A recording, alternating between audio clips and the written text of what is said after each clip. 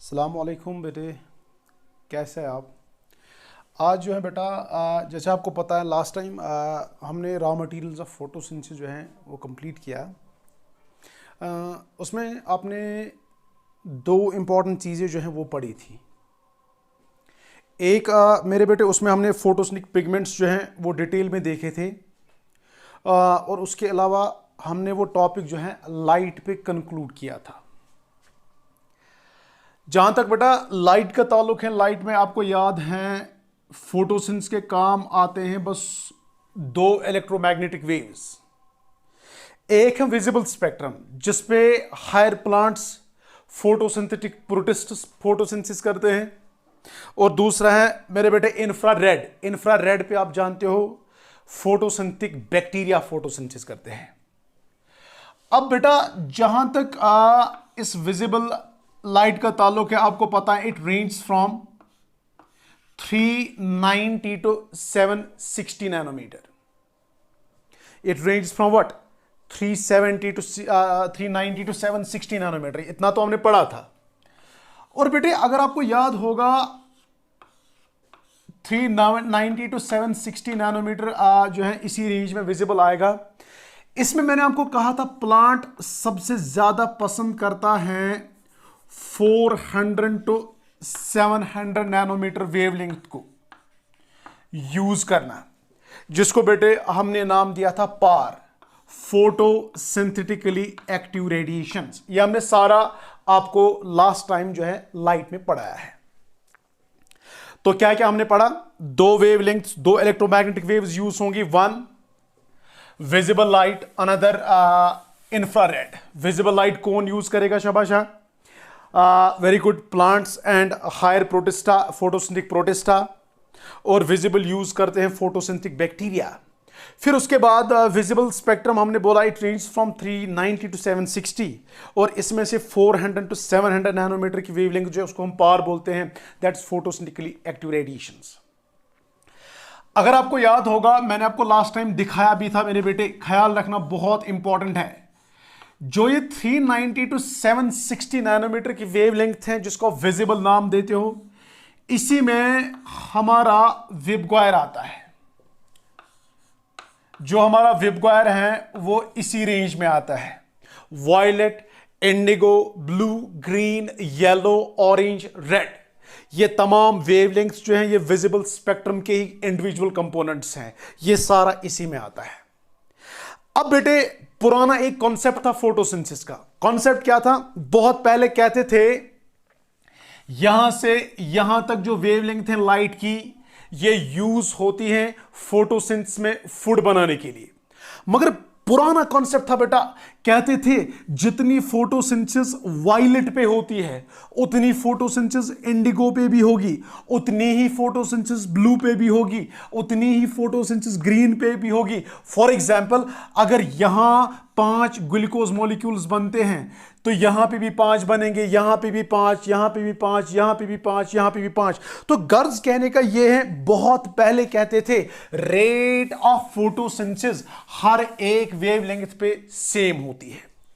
मगर बेटा इसी कॉन्सेप्ट को प्रूव करने के लिए एक साइंटिस्ट आया जिसका नाम था थियोडोर एंगलमैन।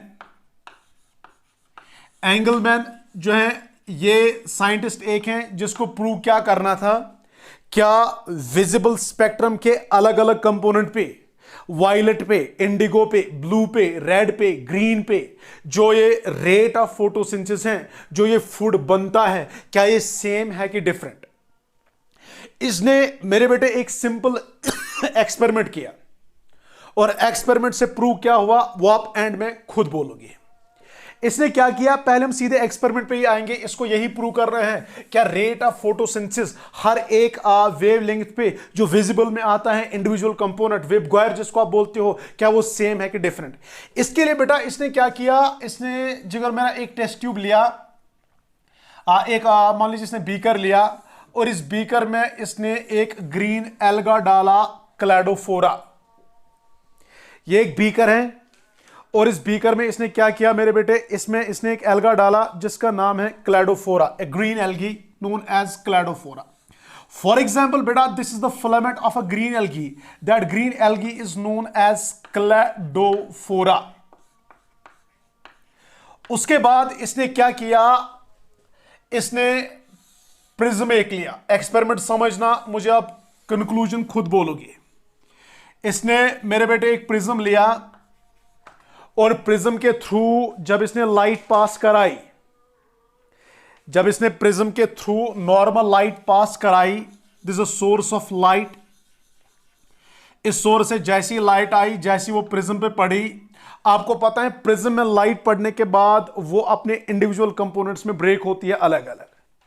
जैसी लाइट ब्रेक हुई, इसने क्या देखा, इस पे एक कंपोनेंट वायलेट अलग, उसके बाद दूसरा कंपोनेंट इंडिगो अलग, उसके बाद एक और कंपोनेंट ब्लू अलग, उसके बाद ग्रीन अलग, उसके बाद येलो अलग, उसके बाद ऑरेंज अलग, उसके बाद रेड अलग। अब मुझे बस बेटा एक चीज समझाओ, इसने प्रिज्म बीच में क्यों लिया? अगर प्रिज्म नहीं होता तो डायरेक्ट लाइट इस पे पड़ती, हमें ये कभी पता ही नहीं चलता वायलेट पे कितना फूड बनता है, ब्लू पे क्या फोटोसिंथेसिस होगी, ऑरेंज पे क्या फोटोसिंथेसिस होगी, ग्रीन के क्या फोटोसिंथेसिस होगी, इसका हमें कभी पता ही नहीं चलता। इसलिए प्रिज्म बीच में रखने का बस ये रीजन था, जो ये लाइट है, जो नॉर्मल लाइट है, ये अपने इंडिविजुअल कंपोनेंट्स में ब्रेक हो जाए। और जब ये ब्रेक हुई, अब इस पे मेरे बेटे वायलेट भी पड़ा, इस पे अलग से इंडिगो पड़ा, इस पे अलग से ब्लू पड़ा, इस पे अलग से ग्रीन पड़ा, इस पे अलग से येलो पड़ा, इस पे अलग से ऑरेंज पड़ा, और इस पे मेरे बेटे अलग से रेड पड़ा।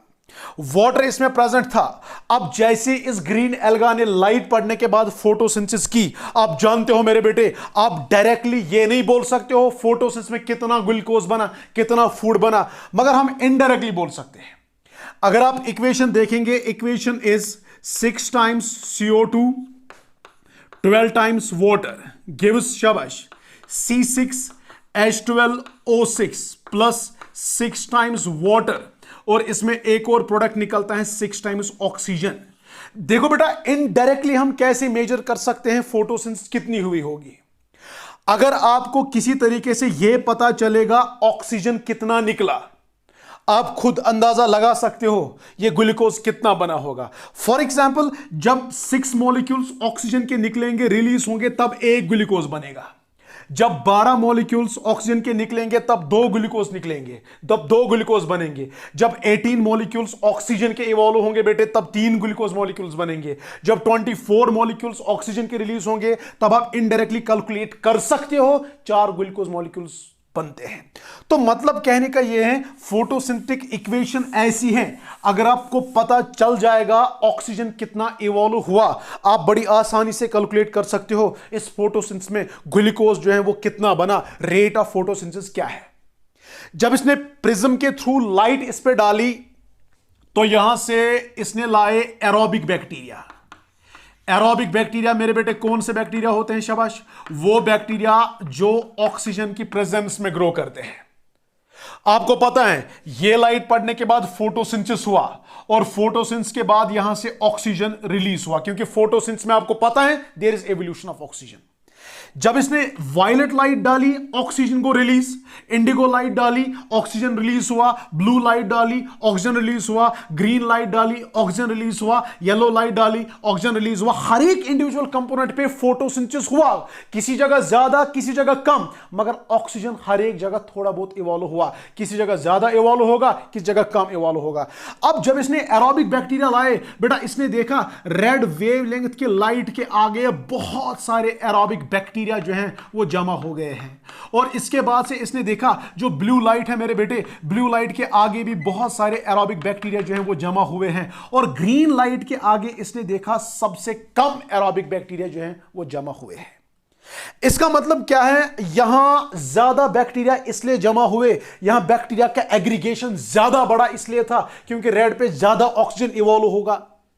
यहां ब्लू पे भी इसलिए ज्यादा बैक्टीरिया इसने देखे क्योंकि यहां भी ज्यादा ऑक्सीजन इवॉल्व हो रहा था, ज्यादा ऑक्सीजन रिलीज हो रहा था। ग्रीन पे इसने कम एरोबिक बैक्टीरिया इसलिए देखे क्योंकि ग्रीन जो है मेरे बेटे, ग्रीन पे इसने देखा ग्रीन पे ऑक्सीजन रिलीज कम हो रहा था। तो इसका मतलब जो हम इससे पहले बोल रहे थे, रेट ऑफ फोटोसिंथेसिस हर एक जगह सेम है। रेड पे भी जितना होगा उतना ऑरेंज पे, उतना येलो पे, उतना ग्रीन पे, उतना ब्लू पे, उतना इंडिगो पे, उतना वायलेट पे। इसने कहा नहीं भाई वो गलत है, पुराना कॉन्सेप्ट गलत है। जब मैं ये एक्सपेरिमेंट कर रहा हूं मुझे लगा ये ब्लू जो है यहां सबसे ज्यादा बैक्टीरिया थे, एरोबिक बैक्टीरिया थे, क्योंकि ज्यादा ऑक्सीजन रिलीज हुआ। ज्यादा ऑक्सीजन रिलीज इसीलिए हुआ क्योंकि इस वेवलेंथ पे रेट ऑफ फोटोसिंथेसिस ज्यादा है। उसके बाद दूसरे नंबर पे मैंने रेड देखा, रेड पे भी बहुत ज्यादा बैक्टीरिया जमा हुए, इसलिए ज्यादा जमा हुए क्योंकि यहां ऑक्सीजन रिलीज ज्यादा हुआ। ऑक्सीजन ज्यादा रिलीज क्यों हुआ? क्योंकि यहां फोटोसिंथेसिस ज्यादा हो रहा था। और ग्रीन जो है, ग्रीन पे इसने सबसे कम बैक्टीरिया देखे जमा हुए हैं। And the simple reason is यहां ज्यादा ऑक्सीजन इवॉल्व नहीं हो रहा था। क्यों नहीं हो रहा था? क्योंकि यहां रेट ऑफ फोटोसिंथेसिस उतना नहीं था। तो मतलब बेटा ये एक्सपेरिमेंट जब इसने किया, इसने कंक्लूड एक बात की कि रेट ऑफ फोटोसिंथेसिस हर एक इंडिविजुअल कंपोनेंट पे बराबर नहीं है। किसी जगह ज्यादा है, किसी जगह कम है। अगर आप ब्लू और रेड देखेंगे वहां ज्यादा है, और अगर आप ग्रीन पे देखेंगे वहां कम है। इसी एक्सपेरिमेंट को नाम दिया गया एक्शन स्पेक्ट्रम। क्या होता है मेरे बेटे अब एक्शन स्पेक्ट्रम? एक्शन स्पेक्ट्रम यही है। ये एक्सपेरिमेंट जो आपने अभी एंगलमैन का देखा बेटे, अगर मैं इसको ग्राफ में कन्वर्ट करूंगा, अगर इसी एक्सपेरिमेंट को जिसमें आपने देखा रेड पे फोटोसिंथेसिस ज्यादा है, ब्लू पे फोटोसिंथेसिस ज्यादा है, ग्रीन पे फोटोसिंथेसिस कम है, अगर इसी चीज को जिसको आपने अभी एक्सपेरिमेंटली देखा, जिसका एक्सपेरिमेंट परफॉर्म किया था एंगलमैन ने क्लैडोफोरा पे, अगर मैं उसी को बेटे ग्राफ में कन्वर्ट करूंगा ना, ग्राफिक रिप्रेजेंटेशन को फिर हम एक्शन स्पेक्ट्रम नाम देंगे। मगर करना क्या है, एक साइड से आपको वेवलेंथ लेनी है लाइट की। वेवलेंथ जब आप लोगे, सॉरी वेवलेंथ हम लेंगे इस एक्सिस के अराउंड, एक साइड से हम क्या लेंगे वेवलेंथ। वेवलेंथ आपको पता है ऐसे VIBGYOR, ये हो गए डिफरेंट वेवलेंथ्स। यहां से हम लेंगे रॉप। रॉप क्या होता है? Rate of photosynthesis.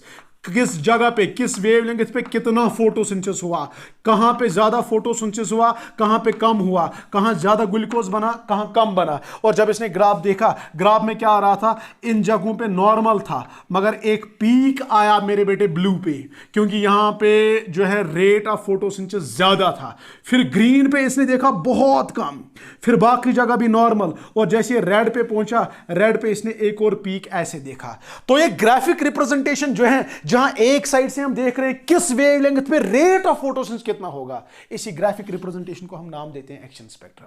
तो टेल मी बेटे, what do you understood by this concept of action spectrum? आपको इससे समझ क्या आया? सर ये कुछ नहीं है, ये एंगलमैन्स एक्सपेरिमेंट जो है उसी को ग्राफिक रिप्रेजेंटेशन अगर आप दोगे, उसी ग्राफिक रिप्रेजेंटेशन को एक्शन स्पेक्ट्रम हम नाम देंगे। उसमें हमें देखना क्या होता है, किस वेवलेंथ पे रेट ऑफ फोटोसिंथेसिस क्या होगा। और अगर हम पुराने कॉन्सेप्ट के हिसाब से जाएंगे तब ये फ्लैट आना चाहिए था, हर एक जगह अगर सेम होता तो ये फ्लैट आता, मगर हमने देखा ग्रीन पे ये टच कर रहे हैं यहां बॉटम पे, क्योंकि बहुत कम रेट ऑफ फोटोसिंथेसिस है, मगर ब्लू और रेड पे ये पीक्स दिखा रहा है क्योंकि इन दो जगह पे रेट ऑफ फोटोसिंथेसिस मैक्सिमम है। इसी ग्राफिक रिप्रेजेंटेशन को बेटे हम नाम देते हैं क्या? Action spectrum. और मुझे बोलिए, दुनिया का पहला एक्शन स्पेक्ट्रम जो है वो स्टडी किसने किया था? It was studied by TW Engelmann. इसमें पॉइंट नंबर 1 क्या हम लिखेंगे? हम लिखेंगे rate of photosynthesis. You note down rate of photosynthesis, जिसको हम रिप्रेजेंट करते हैं रॉप से, ROP, रेट ऑफ फोटोसिंथेसिस, शाबाश, as a function of wavelength. As a function of wavelength क्या कहने का मतलब है? किस वेवलेंथ पे रेट ऑफ फोटोसिंथेसिस क्या होगा, उसी ग्राफिक रिप्रेजेंटेशन को बेटे हम नाम देते हैं एक्शन स्पेक्ट्रम। पहला पॉइंट। अगला पॉइंट क्या लिखेंगे? First action spectrum. क्वेश्चन आता है, फर्स्ट एक्शन स्पेक्ट्रम एरो डाल के लिखिए, किसने दिया था? TW Engelmann. TW Engelmann, first action spectrum TW Engelmann. किस पे दिया था, किस पे इसने काम किया था? वाइल, शाबाश, working on a green alga Cladophora, while working on a green alga Cladophora. उसके बाद इसमें एक और पॉइंट आप देखेंगे, इस एक्सपेरिमेंट को हम कैसे लिखेंगे? 2 लाइंस में, लाइट वॉज स्प्लिट, लाइट को ब्रेक किया गया। Into its spectral components. वो क्या होता है स्पेक्ट्रल कंपोनेंट्स? जिनकी ये लाइट बनी होती है। मतलब वायलेट अलग, इंडिगो अलग, ब्लू अलग, ग्रीन अलग, ये इसके इंडिविजुअल कंपोनेंट्स है। लाइट को उसके इंडिविजुअल कंपोनेंट्स में ब्रेक किया गया बाय यूजिंग प्रिज्म। क्या यूज करके? By using prism. एक लाइन हमने इसमें क्या लिखा? Light was split into its spectral components by using prism and then allowed to fall on Cladophora. उसके बाद वो इंडिविजुअल कंपोनेंट्स किस पे पड़े? Then allowed to fall on Cladophora. उसके बाद मेरे बेटे वो क्लैडोफोरा पे पड़ गए। Then allowed to fall on Cladophora. उसके बाद आपने क्या देखा? जब क्लैडोफोरा पे वो लाइट पड़ गई, उसके बाद आपने क्या देखा सर? उसके बाद हमने देखा एरोबिक बैक्टीरिया ब्लू और रेड पे सबसे ज्यादा जमा हुए और ग्रीन पे सबसे कम। तो हम लिखेंगे एरोबिक बैक्टीरिया। एक और पॉइंट, एरोबिक बैक्टीरिया, शाबाश, aerobic bacteria accumulated mainly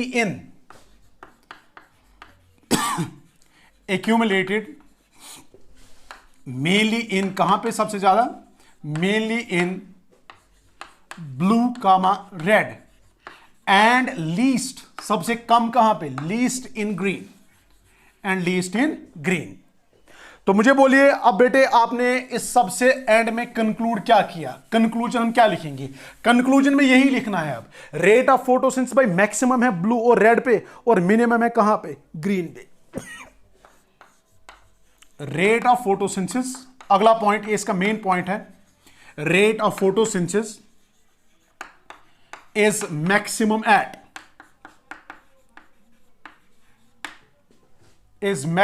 eight blue and red regions. Next statement, very important. Rate of photosynthesis is minimum at green region. Green region. This is the action spectrum of photosynthesis. तो पुराना concept जो है इसने बोला कि वो गलत है। हर एक इंडिविजुअल कंपोनेंट पे बेटे रेट ऑफ फोटोसिंथेसिस कभी सेम नहीं होगा। एक्सपेरिमेंटली प्रूव किया, एक्शन स्पेक्ट्रम दिखाया, ग्राफिक रिप्रेजेंटेशन जब हमने उसको दी, उसी को हमने एक्शन स्पेक्ट्रम बेटे नाम दिया। और action spectrum of photosynthesis always remember it is maximum at blue followed by red and it is minimum at green. उसके बाद दूसरा जो है इसमें है एक्शन स्पेक्ट्रम के बाद दूसरा हम इसमें देखेंगे एब्जॉर्प्शन स्पेक्ट्रम। शाबाश। एक्शन स्पेक्ट्रम के बाद मेरे बेटे इसमें जो सेकंड कंपोनेंट हम डिस्कस करेंगे it is going to be what? Action spectrum. देखिए मेरे बेटे एब्जॉर्प्शन स्पेक्ट्रम और एक्शन स्पेक्ट्रम में क्या डिफरेंस है। इस बार भी हम ग्राफ बनाएंगे, ये भी मेरे बेटे ग्राफिक रिप्रेजेंटेशन है, ख्याल रखना। इस बार भी हम यहां से वेवलेंथ लेंगे VIBGYOR, मगर इस बार रेट ऑफ फोटोसिंथेसिस के बदले हम लेंगे डिग्री ऑफ एब्जॉर्प्शन। क्या लेंगे बेटे? Degree of absorption. उस वाले ग्राफ में हम क्या देख रहे हैं? हुत कत वेवलेंथ पे कूता रेट ऑफ फोटोसिंथेसिस, कतन ज्यादा कतन कम। अगर ग्राफ आस यिथ पट वुचान किस वेवलेंथ पे रेट ऑफ फोटोसिंथेसिस क्या होगा, that graph is action spectrum. अब अगर आप ग्राफ ऐसे देख रहे हो, फॉर एग्जांपल हम क्लोरोफिल ए का देख रहे हैं इस time absorption spectrum. Chlorophyll A का एब्जॉर्प्शन स्पेक्ट्रम मतलब क्या हुआ? इस वेवलेंथ पे क्लोरोफिल ए कितनी लाइट एब्जॉर्ब करेगा, इस वेवलेंथ पे क्लोरोफिल ए कितनी लाइट एब्जॉर्ब करेगा, इस वेवलेंथ पे क्लोरोफिल ए कितनी लाइट एब्जॉर्ब करेगा। अगर आप किसी फोटोसिंथेटिक पिगमेंट का क्या देख रहे हो, एक पर्टिकुलर वेवलेंथ पे वो कितनी लाइट को एब्जॉर्ब कर रहा है, तब उस ग्राफिक रिप्रेजेंटेशन को हम नाम देते हैं absorption spectrum.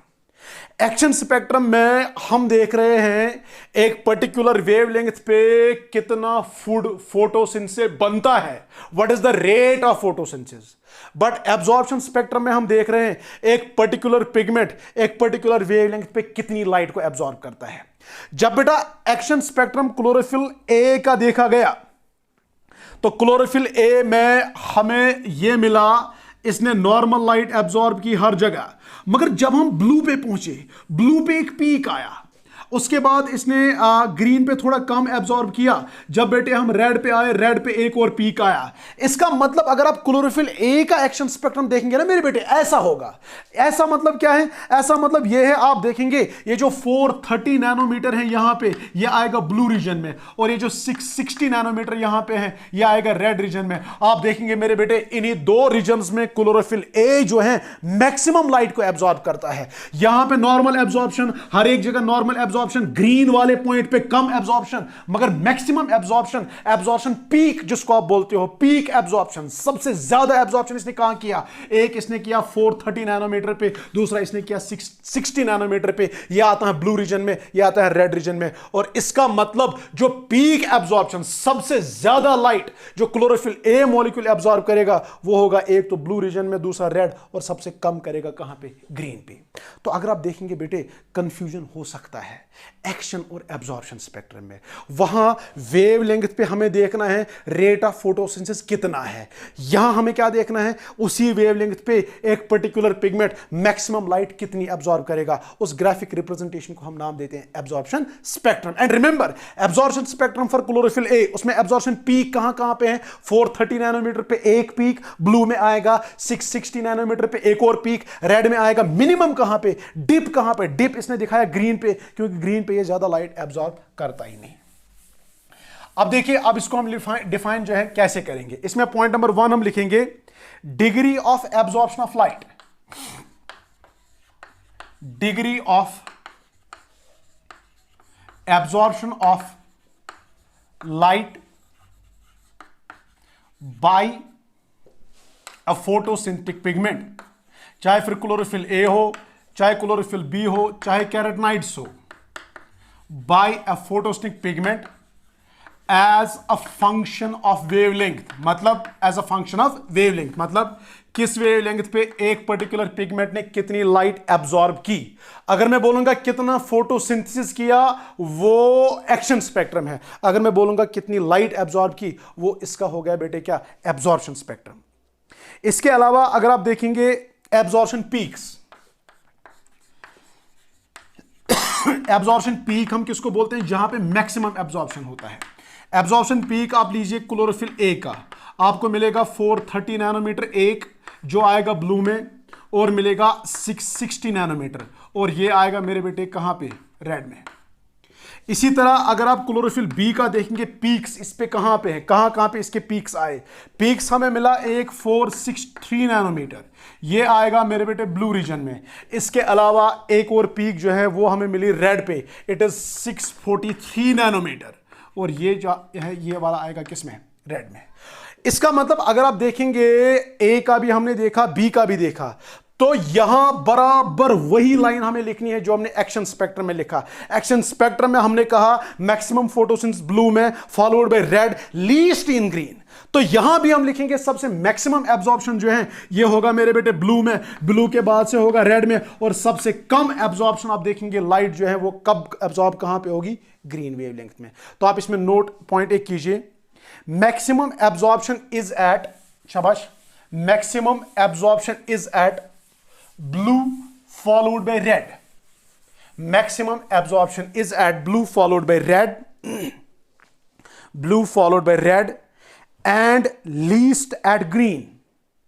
Maximum absorption is at blue followed by red and least at green.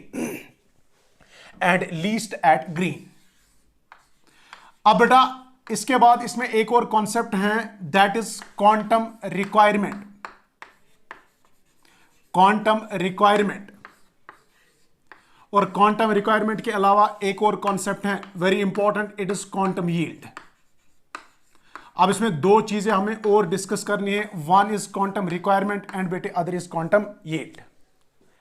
देखिए बेटे क्वांटम रिक्वायरमेंट और क्वांटम यील्ड क्या होता है। इससे पहले कि मैं ये बोलूं आपको समझ आया एक्शन स्पेक्ट्रम और एब्जॉर्प्शन स्पेक्ट्रम में क्या डिफरेंस। ये भी ग्राफ, ये भी ग्राफ, यहां भी वेवलेंथ, यहां भी वेवलेंथ, मगर यहां एक साइड से रेट ऑफ फोटोसिंथेसिस, यहां एक साइड से डिग्री ऑफ एब्जॉर्प्शन। इसका फाइनल वैल्यू क्या आया? Maximum at blue followed by red, least at green. यहां क्या आया? बराबर same, maximum absorption at what? Blue followed by red and least at green. अब आते हैं क्वांटम रिक्वायरमेंट पे। इसके अलावा आप एब्जॉर्प्शन पीक्स याद रखना, क्लोरोफिल ए के भी और क्लोरोफिल बी के भी। अगर बेटे आप जनरल इक्वेशन देखेंगे फोटोसिंथेसिस की, वो मैंने आपको पहले ही बोला, it is 6 times CO2, 12 times water in presence of light. मगर बेटा लाइट के याद रखना 48 फोटॉन्स यूज होते हैं। रिमेंबर दिस थिंग, लाइट जब आप यूज करते हो ना एक रिएक्शन को कंप्लीट करने के लिए, तब 48 फोटॉन्स यूज होते हैं। In presence of photosynthetic pigments we get C6H12O6 plus 6 times water plus 6 times oxygen. This the general photosynthetic equation.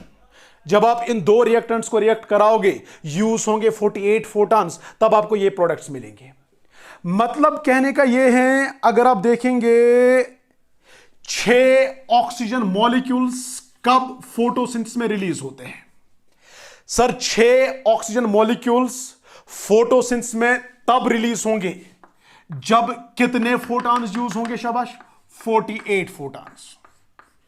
क्या इस जनरल इक्वेशन से मैं यही कह सकता हूं सर जब 48 फोटॉन्स एब्जॉर्ब होंगे तब जाके 6 ऑक्सीजन मॉलिक्यूल्स इवॉल्व होते हैं? जरा मुझे बोलो बेटा, एक ऑक्सीजन मॉलिक्यूल कब इवॉल्व होगा? तब आपको कितने फोटॉन्स यूज करने होंगे? सीधी सी बात है, ये 6 यहां आएगा और इसको डिवाइड होगा सर, तब हम यूज करेंगे 48/6 फोटॉन्स। और 48/6 फोटॉन्स कितना होता है? It is 8 photons. इसका मतलब 8 फोटॉन्स यूज होते हैं, एब्जॉर्ब होते हैं for the evolution of 1 oxygen molecule. यहां आप देखिए फिर से इक्वेशन ये है, 6 times CO2, 12 times water in presence of light, 48 photons, we get how many molecules of oxygen? 6। अब मैं कह रहा हूं 6 ऑक्सीजन मॉलिक्यूल्स तब इवॉल्व होंगे जब 48 फोटॉन यूज होंगे। अब मैं क्या कह रहा हूं? मैं कह रहा हूं एक ऑक्सीजन मॉलिक्यूल को रिलीज करने के लिए कितने फोटॉन्स की अब रिक्वायरमेंट है? 8। This is known as quantum requirement. Means number of photons required for the evolution, for the formation of 1 molecule of oxygen, and its value is always 8. तो remember बेटा, क्वांटम रिक्वायरमेंट क्या होता है? आपको अगर फोटोसिंथेसिस की equation में 6 oxygen molecules निकलते हैं 48 फोटॉन्स यूज करने के बाद, आप हमें बोलो एक ऑक्सीजन मॉलिक्यूल को निकालने के लिए कितने फोटॉन्स की जरूरत होगी? Number of photons required for the evolution of release of 1 molecule of oxygen, it is quantum requirement and its value is always 8. तो इसमें आप एक लाइन लिखेंगे, number of photons शाबाश required, number of photons required to evolve 1 molecule of oxygen. Number of photons required to evolve 1 molecule of oxygen. Number of photons required to evolve 1 molecule of oxygen. Next point, QR is equal to 8 photons. मैंने अभी दिखाया आपको कैसे। QR is equal to 8 photons. QR is equal to 8 photons. शाबाश, चले हो गया quantum requirement. अब आते हैं क्वांटम यील्ड पे। बेटे इसी इक्वेशन को देखने के बाद क्या मैं कह सकता हूं 8 फोटॉन्स जब हमने एब्जॉर्ब किए, यूज किए, तब रिलीज हुआ एक ऑक्सीजन मॉलिक्यूल। अभी आपने क्वांटम रिक्वायरमेंट में देखा एक ऑक्सीजन मॉलिक्यूल को बनाने के लिए कितने फोटॉन्स की जरूरत होती है? 8। This is quantum requirement. अब मैं उल्टा बोल रहा हूं, मैं कह रहा हूं 8 फोटॉन जब आप यूज करोगे तब बनेगा, तब रिलीज होगा एक ऑक्सीजन मॉलिक्यूल। अब मुझे बोलो बेटा, एक फोटॉन का कितना कंट्रीब्यूशन है ऑक्सीजन मॉलिक्यूल बनाने में? 8 जब एक साथ कंट्रीब्यूट करेंगे तब एक ऑक्सीजन मॉलिक्यूल निकल सकता है। अब एक फोटॉन का कंट्रीब्यूशन कितना होगा? It will be 1/8 of O2, that is 0.125। This is known as quantum yield. एक फोटॉन का कितना कंट्रीब्यूशन है ऑक्सीजन बनाने में? वो है 0.125। 8 का कंट्रीब्यूशन कितना होगा? 8 का कंट्रीब्यूशन है जब 8 फोटॉन्स एक साथ एब्जॉर्ब होंगे तब एक ऑक्सीजन मॉलिक्यूल बनेगा। मगर हमें बोलो एक फोटॉन का कितना कंट्रीब्यूशन है? इट इज 1/8 ऑफ O2, और वो कितना होता है? That is 0.125। So contribution of 1 photon in the evolution of oxygen is quantum yield, and number of photons required to form 1 molecule of oxygen, that's quantum requirement. तो quantum yield में आप लिखेंगे contribution of one photon